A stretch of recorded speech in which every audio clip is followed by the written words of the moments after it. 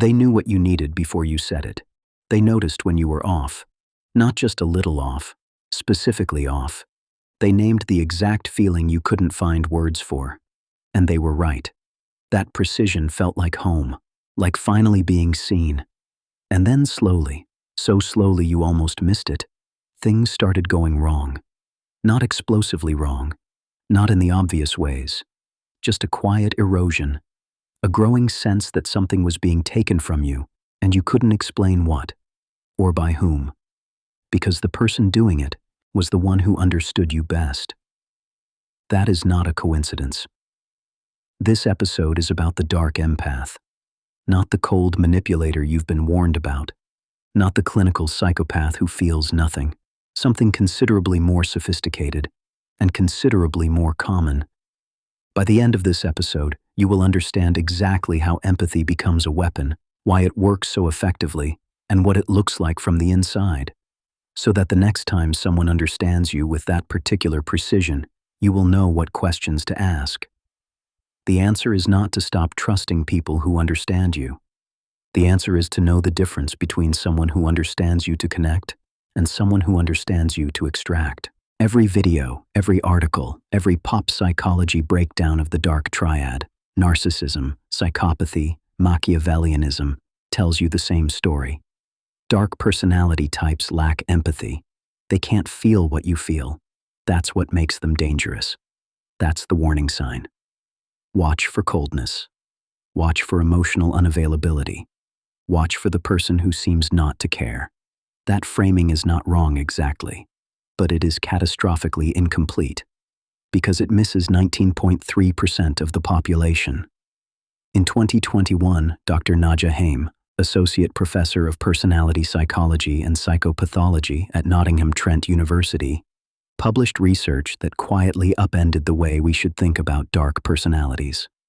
The study, co-authored with Dr. Joseph Firth and a team of personality researchers, appeared in the journal Personality and Individual Differences. Its title was precise: The Dark Empath, characterizing dark traits in the presence of empathy. Here is what they found. When Haim and her team mapped a large sample of participants across both dark personality traits and empathy measures, they discovered a subgroup nobody had cleanly named before. Nearly 1 in 5 people in their sample scored high on dark triad traits, and simultaneously scored high on empathy. Both cognitive empathy, the ability to accurately model what another person is thinking and feeling, and affective empathy, the capacity to actually feel something in response to another's emotional state. Not fake empathy, not simulated empathy, not cold calculation dressed up as understanding. Actual empathy, measurably present, measurably functional. And that completely changes the threat model. Because if you are trained to watch for the person who seems cold and disconnected, you will walk right past the person who is warm, perceptive, and genuinely tuned into your emotional frequency. You will not just miss them, you will trust them. Deeply. Because they earned it. Most coverage of dark psychology treats dark empathy as a performance, a mask, a skilled faker who has learned to mimic the right responses. That framing is comfortable. It suggests you could see through it if you looked closely enough. This episode is about something harder. What happens when the empathy is real? To understand why this matters, you need to understand how empathy actually works, because most of us learned a version of it that collapses 2 very different things into one. Researchers distinguish between cognitive empathy and affective empathy.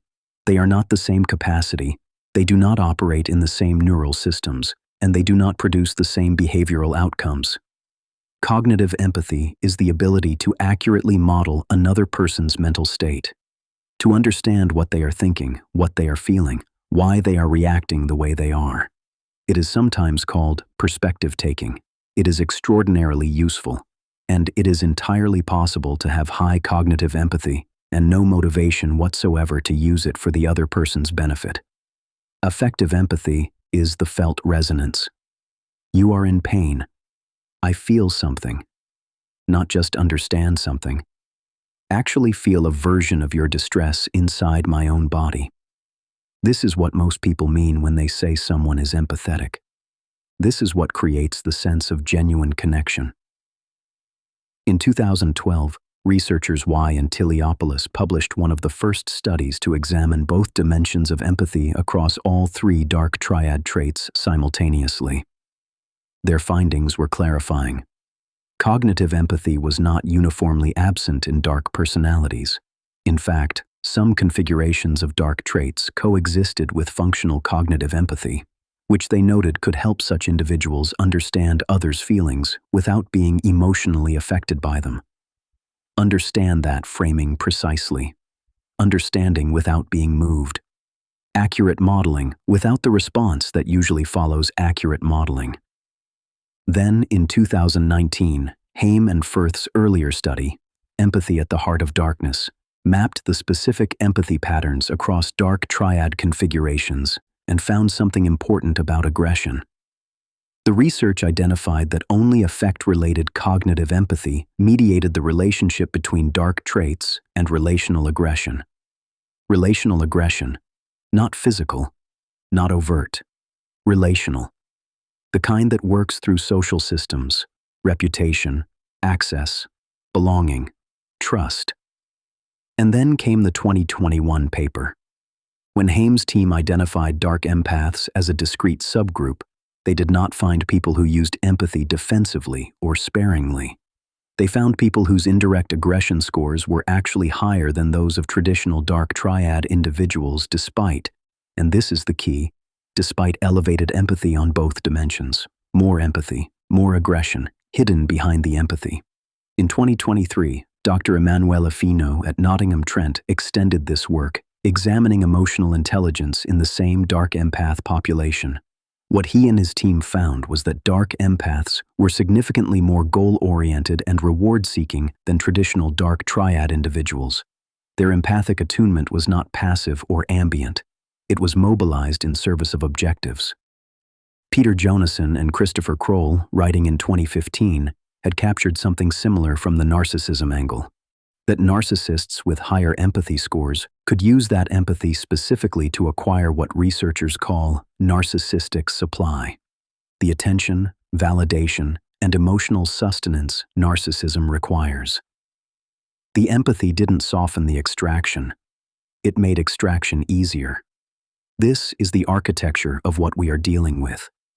Genuine empathy, genuine attunement, serving goals that have nothing to do with your well-being.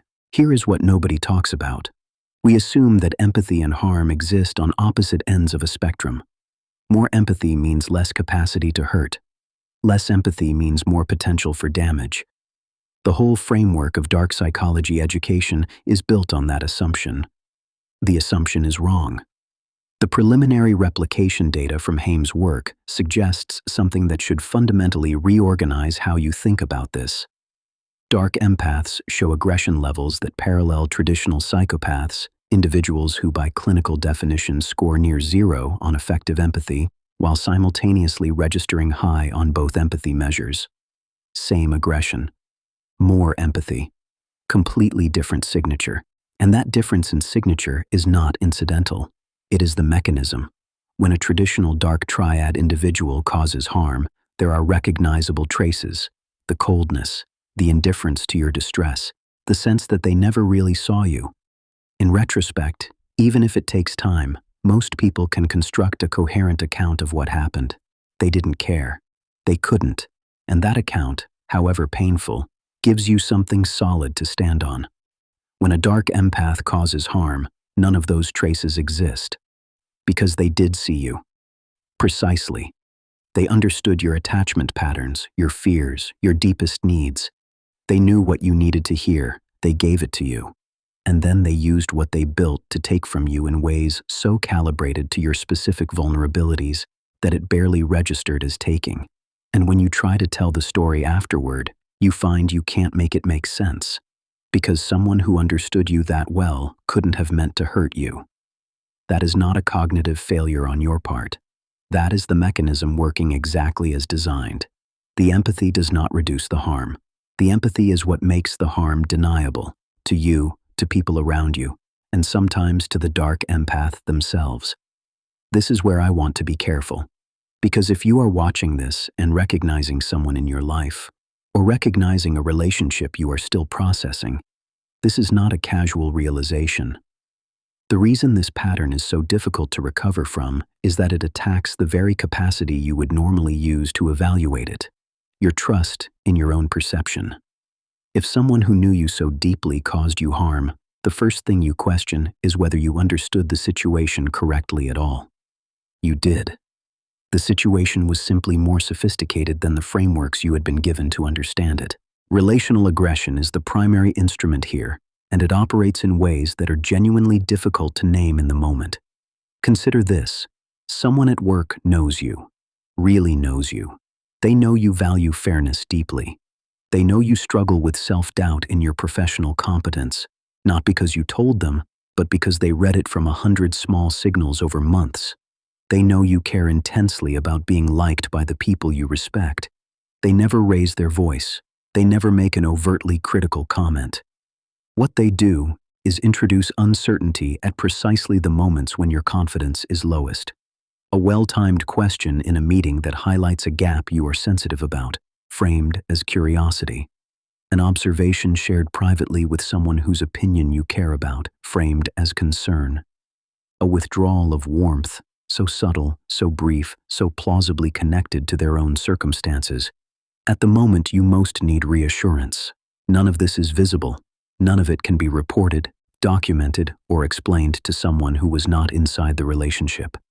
But the cumulative effect is that you are progressively destabilized in your professional environment, and the person destabilizing you is perceived by everyone around them as supportive and perceptive.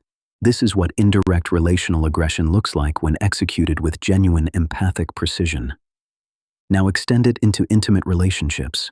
A partner who knows your attachment history, who knows which wound is deepest, who knows what you need to hear after an argument to feel safe enough to stay, and who knows exactly how much distance to create and exactly when to close it, to keep you perpetually uncertain about where you stand. Not because they planned it coldly, but because they feel you with enough accuracy to calibrate in real time. The calibration is the mechanism. The empathy is what makes the calibration possible. What makes dark empath harm particularly resistant to recovery is that it is typically graduated. It does not arrive as obvious cruelty that you can clearly name and reject. It arrives as a slowly shifting relationship where you find yourself working harder and harder to maintain something that once felt effortless, where you find yourself editing your behavior to avoid the withdrawal of something you need, where you find yourself uncertain whether the problem is them or you. The answer to that last question, once you can see the pattern clearly, is almost always neither. The problem is the structure. The structure is the weapon. Here is where I want to offer a perspective that you will not find in most dark psychology content, because most dark psychology content is not interested in origin stories. It is interested in threat identification. But origin matters, not to excuse behavior, which cannot be excused regardless of its origins, but because it changes something important about the threat model and about your recovery from exposure to this pattern. High empathy combined with dark personality traits is not a random combination. When you examine what tends to produce it, a particular developmental pattern emerges with enough consistency to be worth naming. Consider what happens to a child who grows up in an environment that is emotionally unpredictable, a parent whose moods are volatile, a family system where love is conditional and the conditions keep changing, a home where reading the room is not a social nicety but a survival mechanism. In that environment, accurately modeling what the adults around you are feeling is not optional. It is how you avoid punishment, how you secure the resources you need, how you navigate a world that does not consistently make sense. The empathy that develops in that context is not the same as the empathy that develops in a secure environment. It is sharper, more instrumental, more focused on reading signals accurately rather than responding to them with warmth. Psychologists sometimes call this emotional parentification, the developmental experience of becoming attuned to adult emotional states as a child, because your well-being depended on it. When that child grows into an adult, the empathic capacity remains fully functional, sometimes extraordinarily functional. But it was never organized around connection. It was organized around management, around knowing what someone needs in order to maintain your position relative to them. Dark empathy may not arise from malice at its origin. It may arise from survival, a capacity that began as a bridge calcified into a weapon because that is what the environment required. I raise this not to generate sympathy. The harm done by dark empaths is real and serious, regardless of developmental cause, but because it reframes something important. When you have been in a relationship with a dark empath, you will sometimes tell yourself that the connection you felt was false, that you imagined the attunement. You did not. The attunement was real. What was absent was not empathy. What was absent was the capacity to let that empathy become care rather than leverage. And those two things can live in the same person, a person who genuinely feels you and who uses that feeling to take rather than give. That is not a contradiction you failed to see. That is a contradiction that is genuinely difficult to hold, and you are going to need to hold it to fully understand what happened. Let's get specific now, because this episode only matters if you can translate it into recognition. Think about someone in your life, past or present, who made you feel deeply understood. Not in a general way, in a specific way. They knew your patterns. They knew your needs. They knew what you were going to say before you finished saying it. Here are the questions that distinguish connection from extraction. After time with this person, did you leave feeling more like yourself or less? Genuine connection, even intense connection, tends to leave you with a clearer sense of who you are. Dark empath relationships tend to do the opposite. You leave slightly less certain, slightly more dependent on their read of you than your own. Did their understanding of you feel like it served them? Think about the specific moments when their attunement was most visible. Were those moments correlated with times when they needed something, your loyalty, your defense of them, your compliance? Genuine empathy is ambient. It does not have a schedule. Instrumental empathy tends to peak when it is most useful. When you had a need they did not want to meet, how did they respond to your emotional state? Someone with genuine empathic care will feel uncomfortable when you are in distress they caused. A dark empath may deploy your distress back at you, acknowledging it, even feeling it genuinely, while using the acknowledgement to redirect, reframe, or hold ground. Did you find yourself explaining your own experience to them when they had been the cause of it? That particular experience, of needing to justify your pain to the person who created it, and having them engage with your justification rather than your pain, is a significant marker. The engagement is real, the care is absent, and perhaps most importantly, when you look back at the relationship, is the primary thing you feel confusion, not just grief, not just anger, but a particular cognitive disorientation that comes from trying to reconcile the person who understood you so well with the damage that accumulated around them. That confusion is diagnostic. It means you are not dealing with a manipulator whose coldness you eventually recognized. You are dealing with a manipulator whose warmth you cannot fully disbelieve, because it was not entirely false. The warmth was real, the safety was not. And when someone who genuinely felt your pain was also the source of it, the confusion you feel is the appropriate response to a genuinely contradictory situation. You are not broken. You are not naive. You encountered something that the frameworks most people carry are not equipped to name. Now you have a framework. Before we get to strategy, a direct statement for anyone watching this whose situation is active and not safely distant. If setting a boundary could put you at risk, your safety comes first, before any strategy in this video. For everyone else, here is what the research and the patterns actually suggest you can do. First, shift your evaluation metric. You have been, we all have been, trained to ask whether someone understands you as a proxy for whether they are safe. The dark empath profile breaks that heuristic. Understanding is not safety. Understanding is a capacity. The relevant question is not how well does this person understand me. It is what do they do with that understanding. Watch the direction of the attunement. Does their emotional intelligence consistently serve their interests in interactions with you? Or does it consistently serve yours? It is rarely perfectly distributed, but there is usually a clear pattern over time. The person who uses their understanding of you mostly to get what they need from you is giving you important information regardless of how warm they feel. Second, pay attention to the confusion signature. Dark empath relationships tend to produce a specific cognitive state. You are simultaneously certain this person cares about you and uncertain whether you are being treated well. That simultaneous certainty and uncertainty is the tell. Healthy relationships produce doubt about specifics. They do not produce foundational confusion about whether you are safe with someone who demonstrably understands you. If you are experiencing that split, I know they care, and I cannot tell if this is okay. Trust the uncertainty.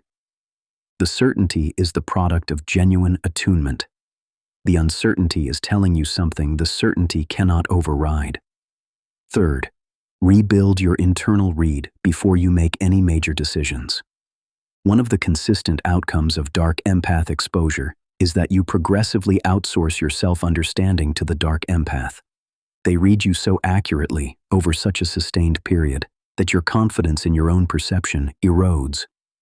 Before you can clearly evaluate what happened or what to do, you need to rebuild that capacity. That is not a metaphor. That is a practical project. Journaling, therapy, conversations with people who knew you before this relationship.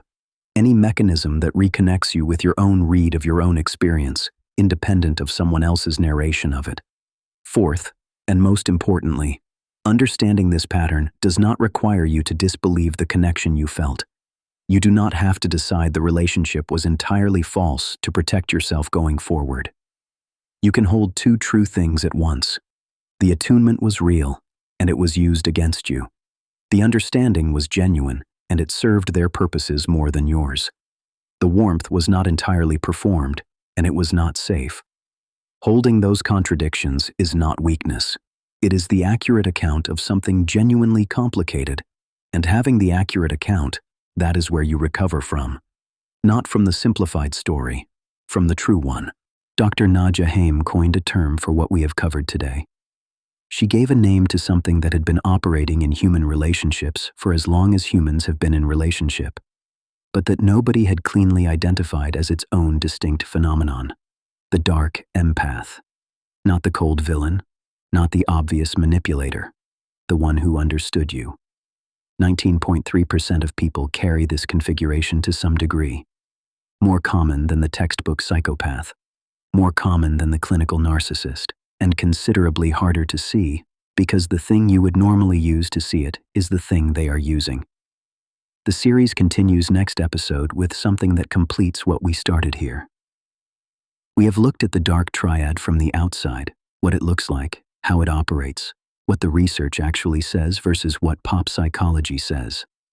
Next, we go deeper into the question of whether any of these traits are fixed, whether someone with a dark empath profile can choose a different use for what they carry, or whether the architecture is permanent.